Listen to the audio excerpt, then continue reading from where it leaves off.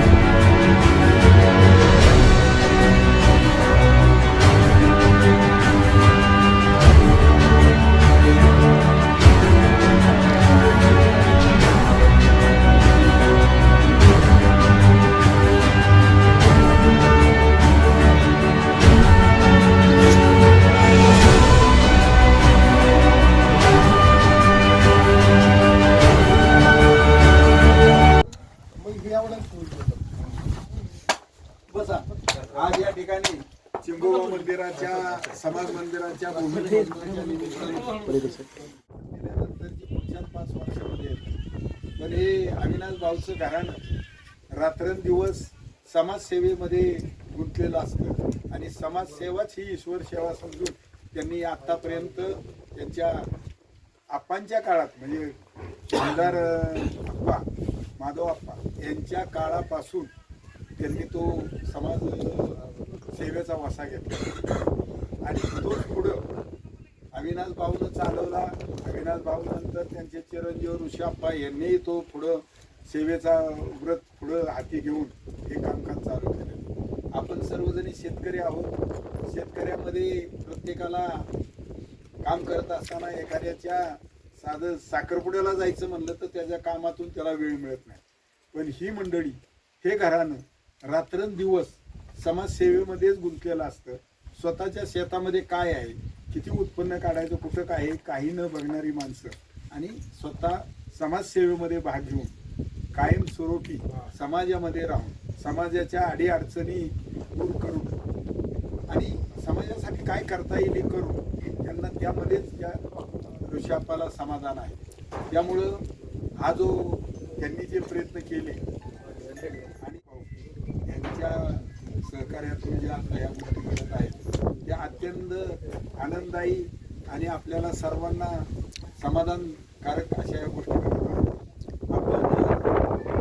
या ठिकाणी या कार्यक्रमाचा हा जो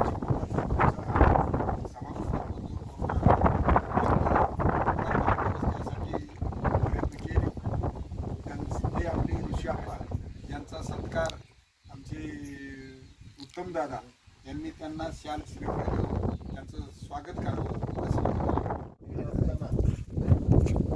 त्यांच्या पत्रावर आपण प्रस्ताव तयार केला त्यावेळेस प्रताप बाप्पू असतील, राजू नाना असतील यांनी प्रचंड फॉलोअप या कामासाठी घेतला आणि त्यावेळेस दिलेला प्रस्ताव त्यानंतर जयभाऊ ग्रामविकास मंत्री झाले आणि प्रत्येक गावातील कामं मंजूर होत असताना आपल्या चिंगोबा मंदिराचं काम बऱ्याच वर्षापासून प्रलंबित असताना ते या यादीत आलं नाही। कारण त्यावेळेस नाना परिस्थिती अशी झाली की तात्काळ कुठनं तरी हा मंदिराचा विषय आपल्याला मार्गी लावायचा होता, म्हणून आपण जया भाऊच्या यादीला उशीर लागेल म्हणून आपण जिल्हा परिषदच्या यादीत टाकला आणि पहिल्यांदा यादी जया भाऊची मंजूर झाली ना आता परवा दिवशी चिंगोबा मंदिराचं नाव जिल्हा परिषदच्या शेषफंडातून आलं. या पण कामाला बराच उशीर झाला कारण त्यावेळेसच यादी द्यायला पाहिजे होतं, परंतु 3 जानेवारीचा कार्यक्रम असल्यामुळं जिल्हा परिषदची सगळी यंत्रणा शिव मॅडम सहित सगळे या ठिकाणी असल्यामुळे ते आपल्या पत्रावर सही झाली नाही आणि परवा दिवशी ह्या कामाचं मंजुरीचं पत्र आलं आणि आज या ठिकाणी भूमिपूजन होत असताना मी आता या ठिकाणी उपस्थित राहिल्यानंतर मला समजलं की अविनाश भाऊंच्या काळात या सभा मंडपाचं आता आपण या ठिकाणी बसलो त्याचं मंजूर झालं आणि त्यानंतर आज माझ्या प्रयत्नातून जया भाऊंच्या माध्यमातून ह्या सभा मंडपाचं काम नूतनीकरणाचं होत असताना याचा देखील मला मनापासून आनंद आहे आणि आपण सगळ्यांनी या कामात या सर्व पाठपुराव्याला आता उत्तम दादा तर मुंबईवरून आल्यापासून ज्या वेळेस गाठ पडेल त्यावेळेस दादाचं एकच म्हणणं असायचं की आमच्या सभा मंडपाचं काय झालं. दादाचे आशीर्वाद येणाऱ्या काळात माझ्या पाठीशी कायम राहू द्या एवढंच या ठिकाणी विनंती करतो. अतिशय ह्या वस्तीवर प्रत्येक निवडणुकीला विषय आपण तुम्हाला खरं सांगायचं तर आमच्या काळापासून ही जी वाडा आहे बापूंचा तुरेवाल्यांचा वाडा आहे आमच्या भावकीमध्ये त्याला म्हणलं जातं या आपल्या पार्टी बरोबर याला नानांना सुद्धा ती माहिती की अनेक माणसं इकडे गेली तिकडे झाली, कुणाला काय आमिष दाखवले, माणसाची मनस्थिती ढासळली, कोण इकडे गेला तिकडे गेला, पण आमच्या बरोबर नानांना आम्ही 92 सालापासून ह्या भाऊच्या बरोबर काम करतोय. खंबीरपणे नानांच्या भावकीतली काही ठराविक भाऊ आमच्या भावकीतली एक काही ठराविक भाऊ त्याच्यामध्ये ह्या वाड्याचा मी प्रामुख्याने उल्लेख करतो. कधी ह्यांनी अविनाश भाऊच्या पार्टीची साथ सोडली नाही, परिस्थिती काही येऊ कुठली अपेक्षा इच्छा आणि पहिल्यांदा त्यांनी भाऊज्यावेळी जिल्हा परिषदेवर निवडून गेले म्हणजे आपल्याला मंडप द्यायचा त्यावेळेचा काहीतरी 1.5 ते 1.25 लाख रुपये